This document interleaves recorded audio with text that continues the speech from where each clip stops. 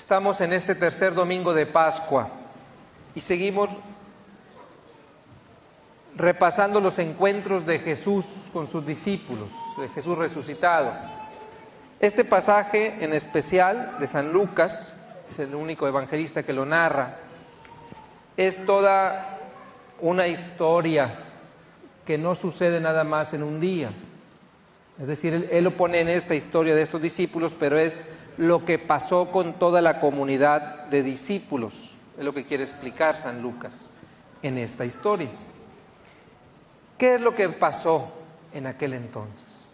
Los discípulos tenían una concepción del Mesías, de cómo debería de actuar y cómo debería de ser la suerte del Mesías. ¿Ok? Entonces, para los discípulos, según su historia religiosa, el Mesías debería de hacer grandes signos, y Jesús los hizo. El Mesías debería tener una voz de profeta, y Jesús la tenía. El Mesías debería de poner en orden la injusticia y traer la justicia, y Jesús lo empezó a hacer. Pero el Mesías no debería terminar en la cruz. Y ahí es donde, como dicen, se les hizo camote las cosas, ¿no? ¿Cómo que el Mesías iba a terminar en la cruz? Y no lo entendían. Y era lo que los tenía tristes. Por eso dice en el Evangelio, dice muy claramente que le dicen ellos, es que Jesús el Nazareno era un profeta poderoso en obras y palabras, pero los sumos sacerdotes lo entregaron a la muerte y lo crucificaron. Es decir, ya merito era el Mesías, pero ahora crucificado, pues entonces a lo mejor no era. Y era lo que los tenía, toda su esperanza se había venido abajo. Esa esperanza que ahora se había volcado en tristeza y en desesperanza, es lo que cargaban los discípulos después de la crucifixión. Esta tristeza, Jesús la toma y les dice, y empieza así el pasaje de San Lucas a explicar, cómo todos los profetas sí habían anunciado esto que iba a suceder. Y empezando por cada uno de los profetas fue explicándoles, la palabra de Dios fue iluminando un acontecimiento que ellos no podían entender.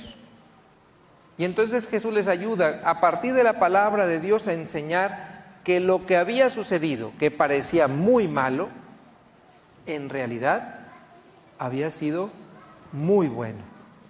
¿Por qué? Porque había sido el inicio de la salvación para todos nosotros. Un hecho considerado negativo, a partir de la palabra iluminado por ella se transforma en positivo. Y ellos todavía sin entender completamente esto, sin creerlo completamente, yo me imagino que le habían dicho, bueno, pues esa es tu interpretación de la palabra, ¿no? Pero a nosotros todavía no nos convence. Y entonces Jesús se sienta con ellos y vive este gesto, que es un gesto muy hermoso, que nosotros lo seguimos repitiendo, de sentarse a cenar, y dice, ¿se acuerdan qué dice? Y parte el pan. ¿Se acuerdan cuándo había hecho esto Jesús? En la última cena. Y es en la cena con ellos, partiendo el pan, que ellos experimentan su presencia y dicen, es Jesús. El crucificado en verdad está vivo. Y por eso entienden ahora sí toda la palabra de Dios. Si se fijan, aquí hay dos elementos que no podemos separar: la palabra y la Eucaristía. El Evangelio que se lee en la misa y la cena que se rememora en cada misa también. Y entonces, estos dos elementos nos ayudan a entender que Cristo camina con nosotros, que Cristo está vivo. Ahora, han pasado 2000 años. ¿Cómo vivimos esta experiencia nosotros? Todos ustedes han tenido o tienen una imagen de cómo debe de ser su vida, ¿sí o no? de si deben de ser, cómo deben de ser buenos, de cómo deben de comportarse con los demás.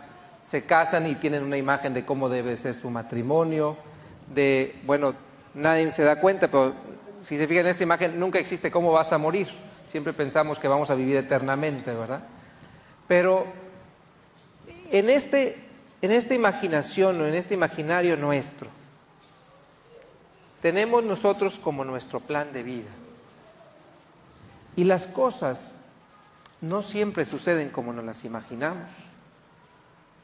A veces el problema somos nosotros, que cometimos pecados que nunca nos imaginamos que íbamos a cometer. A veces el problema son nuestros compañeros de vida, que cometen errores o faltas que nunca nos imaginamos que iban a cometer. A veces puede ser nuestra salud, o puede ser nuestra estabilidad económica, que nunca había estado prevista en este imaginario que nos habíamos hecho de nosotros. Y pueden ser muchas otras situaciones que decimos, es que esto no debería de suceder. ¿Cuántas veces no nos ha pasado eso? Y entonces intentamos explicarlo y entenderlo, pero hoy Jesús nos enseña que todo puede ser para bien nuestro y gloria de Dios si nos acercamos a su palabra y a la luz de ella tratamos de entender nuestra vida, no a la luz de nuestros criterios, donde el Mesías nunca debería de sufrir y nunca debería terminar en la cruz, no, a la luz de los criterios de Dios, a la luz de las enseñanzas de Jesucristo. ¿Cómo puedo yo iluminar esto que estoy viviendo? ¿Cómo puede la palabra de Dios darle sentido? A lo positivo, créanme, es facilísimo darle sentido. A lo positivo todo el mundo grita bendito sea Dios. No, también a las pruebas. Porque todos creían en Cristo cuando multiplicó los panes, y todos creían en Cristo cuando caminó sobre las aguas, y todos creían en Cristo cuando resucitó al hijo o a la hija de Jairo, ¿no? Pero no todos creían en Cristo cuando terminó en la cruz. Es la palabra de Dios, la historia, la que nos hace entender que esto tiene un sentido y que está más allá de nuestros criterios, porque nuestros criterios no llegan, perdón que lo diga de esta manera, más allá de nuestras narices, ¿verdad? Los criterios de Dios son criterios de vida, son criterios de eternidad, son criterios de felicidad, pero de verdadera felicidad, no de placer, de felicidad profunda.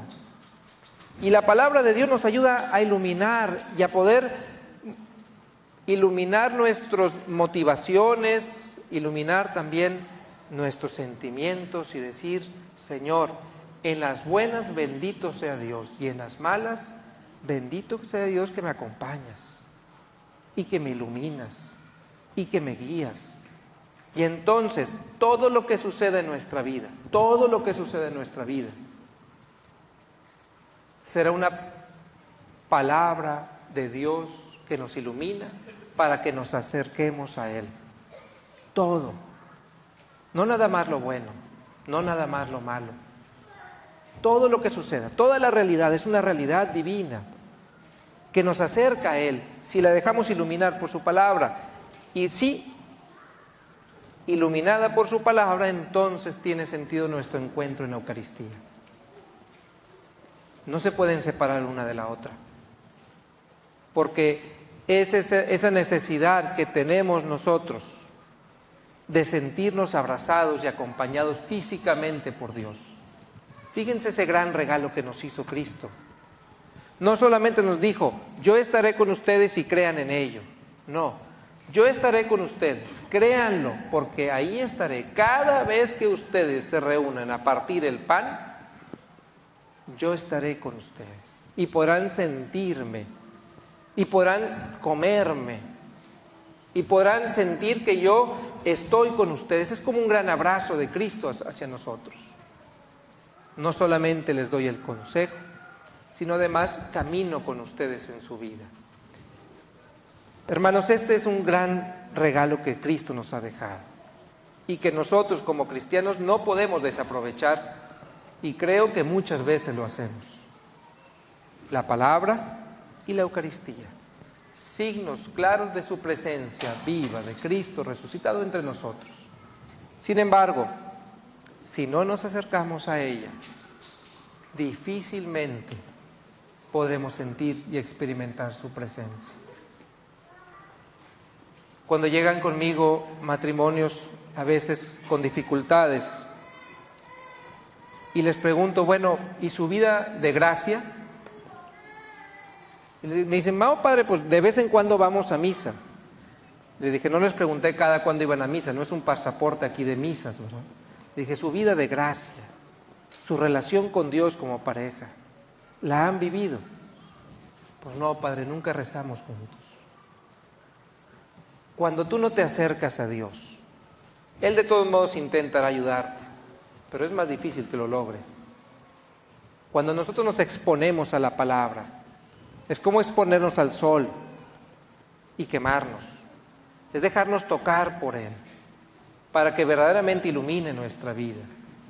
Los invito a que en esta semana traten de hacerse la manera de leer un pedazo del Evangelio cada día.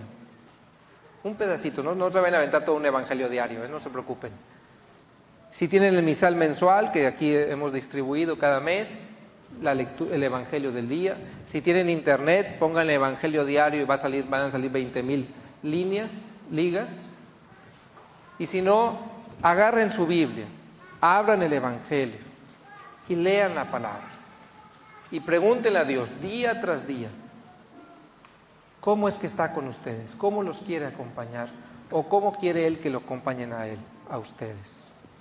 Y que sea la palabra de Dios y su Eucaristía la que nos dé testimonio que Cristo en verdad vive y está caminando con nosotros. Con esa intención vamos a continuar con nuestra Eucaristía. Nos ponemos de pie. Hermanos, ¿creen ustedes en Dios Padre?